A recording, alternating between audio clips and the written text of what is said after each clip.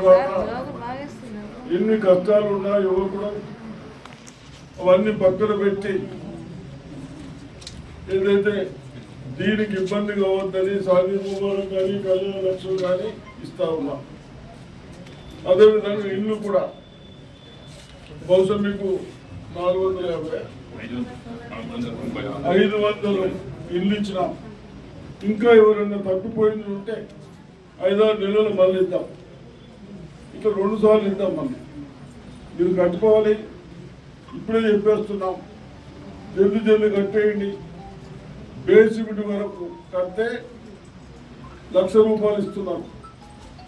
చెక్కులు వస్తున్నాయా?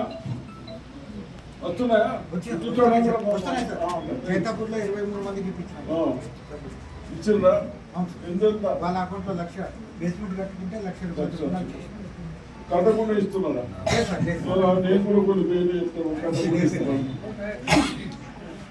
బేసిక్ వరకు కడితే ₹1,00,000 ఇస్తున్నారు. అదేవిధంగా స్లాబ్ లెవెల్ కడితే 2 లక్షలు 3 లక్షలు అయిపోయాయి. స్లాబ్ వేస్తే 1,00,000 4 లక్షలు అయిపోతాయి. బాకీ కానీ ప్లాస్టింగ్ ఇంత కింద సిమెంట్ బిమెంట్ వేసుకున్నారు 1,00,000.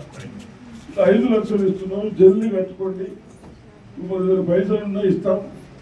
అదేవిధంగా ఉష్కేప్ కూడా మీ నారాయణ వీళ్ళంతా ఉన్నారు. డాక్టర్కు 6,000 తీసుకుంటున్నాం. అది తప్పు.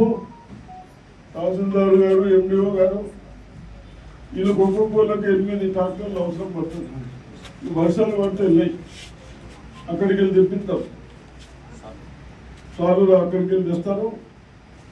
అయినా మీకు 3,500 కాడికి 4,000 లోపల వేస్తాం.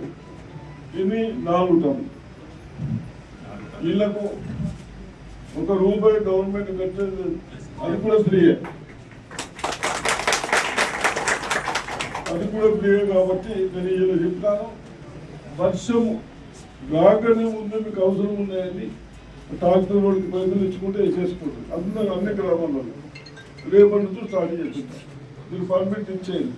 ఇప్పుడు అడగండి ఎవరెవరు కడతా ఉన్నారో. ఒక 4,000 పర్మిట్ ఇచ్చేయండి.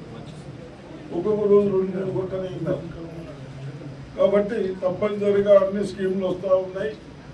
మీ అందరు బాధలు. అదేవిధంగా మన ప్రభుత్వ స్కూళ్ళల్లో 70-75% మార్కులు వస్తున్నాయా? ఏమో ఏమిటో చూసినావా? వస్తున్నాయి సార్. చెప్పు మరి. వస్తున్నాయి.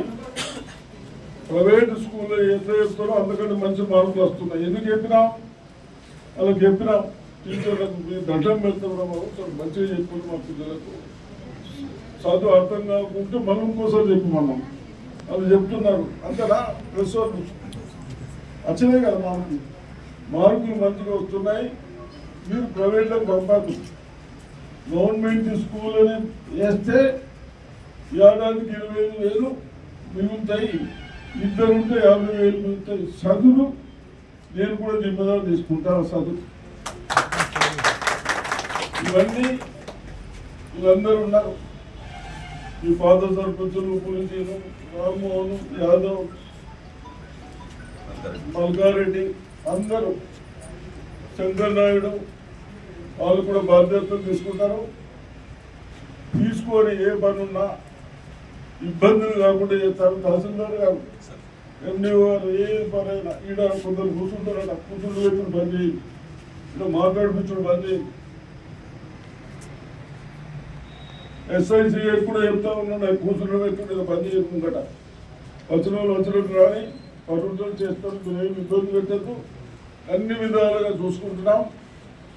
అదేవిధంగా రేపు సర్పంచ్ ఎలక్షన్లు వస్తే 1 నెల 2 నెలలు ₹1,000 తీసుకుని ఓటేయండి. ఇప్పుడు వేయకూడదు. ₹1,000 తీసుకుని వేయండి.